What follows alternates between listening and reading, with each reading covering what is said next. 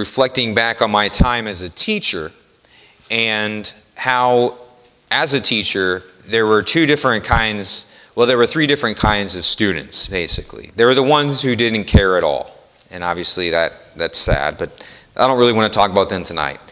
Then you had the kids who did everything that you asked them to do. They did everything. If you said jump, they'd get up and jump. And then you had the kids who would not necessarily do everything that you asked them to do, but were really funny. And kind of had even though they were a kid, they were kind of more on an adult level of humor. They would kind of say things that, when they would say something out loud in class, you would be like, okay, no talking out loud, but then inside of myself I was laughing, I was like, that was really funny. Or sometimes I would wait till I got back to my office and I would start laughing. You had those kids who it was just fun to be around and they got it. And they were almost kind of it was like a friendship relationship that you had with those kids. And I was thinking about that, and I recognized too that when I was a student, I would have hated to teach me. I would have hated I wouldn't have hated, that's a strong word, but I wouldn't have really enjoyed teaching John Hollowell. Because John Hollowell as a student in high school was the one who did everything that was asked, and that was it. I never made any teacher smile or laugh that I can think about. And so I was kind of boring like that. I got A's and B's.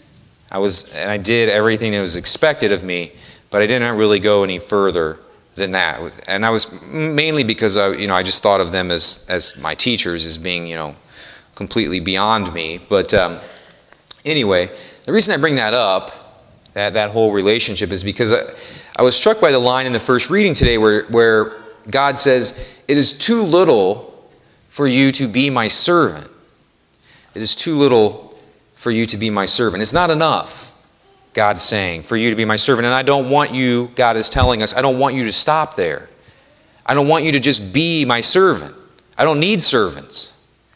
And I think one of the things that I've reflected on a lot is the fact that, I think God would tell us, I don't need favors from you. I think a lot of times we operate out of that mindset that God needs me to do him favors. And that's why he's asking me. He's like, hey, I need everybody to pitch in here and get this done and try and feed the poor. And he doesn't need favors from me. Anything that God asks is for my own sake. And so that idea that a lot of us, I think we have the idea that we are supposed to be a servant for God. Yes, sir. No, sir. Whatever you say, sir. I'm happy to serve you, sir.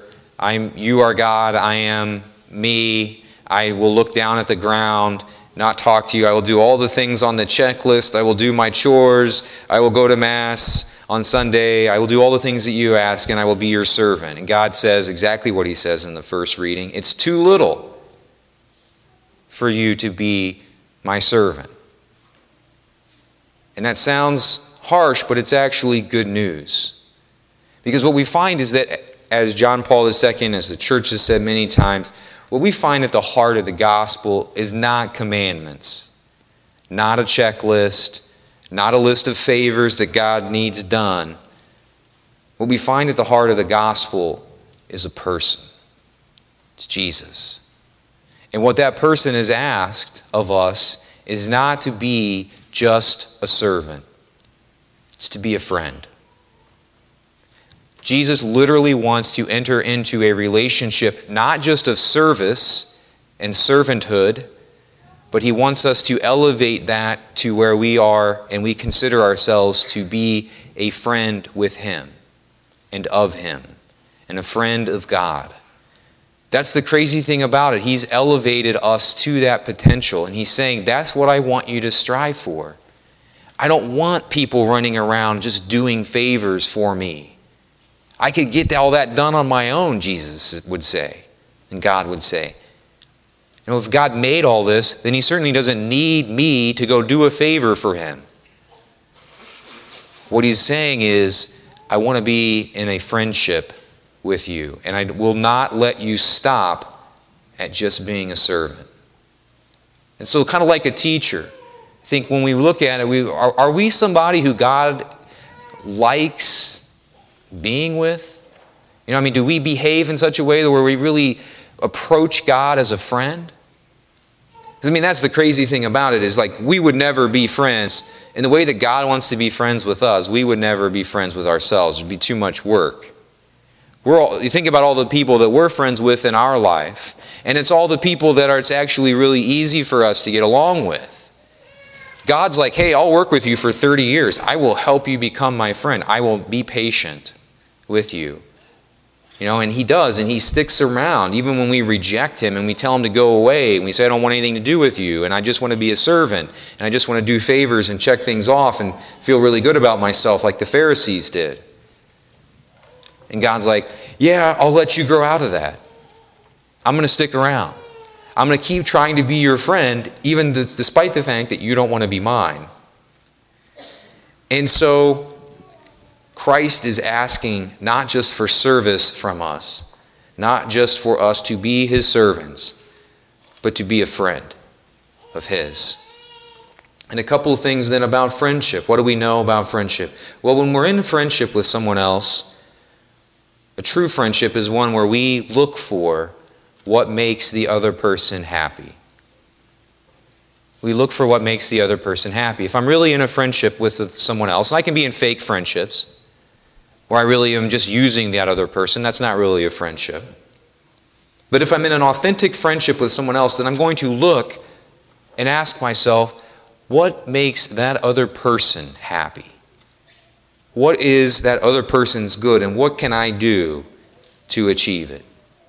What can I do to help that other person be happy? And Christ says the amazing thing that what makes me happy is when you become and do things that are for your own good. When you do the commandments that I've given you, that makes me happy because they make you into a happier person. And so there's this constant spiraling upwards where if we enter into that vortex, we enter and we become saints. Because we're saying, I want to be a friend of Christ. And so what will make my friend happy? Well, He said what would make him happy. It's to do the things that He's asked for our own sake. And then we start doing them. And we find that we draw closer to Him, hopefully. But we can also stop and just say, I'm just going to be a servant. I'm just going to be a servant of Christ. But God says, no, that's not enough. It's too little for you to be my servant. And the other amazing thing about the friendship of Christ is that something that we would never do either with friendship, because we can't.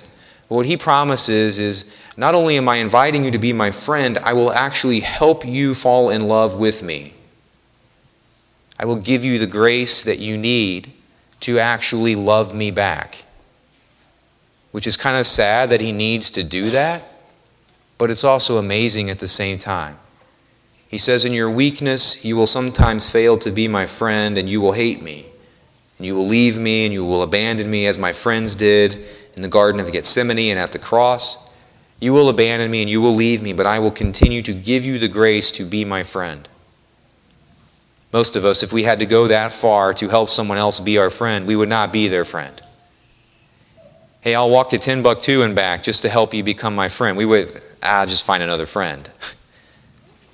But God says, I love you so much. I want to be your friend so badly that I will even give you things. I will work miracles in your life. I will give you grace to help you become more in love with me and to become my friend. May we not stop at being a servant of God, a slave of God. May we recognize that He's calling us to so much more. He's calling us to be His friend.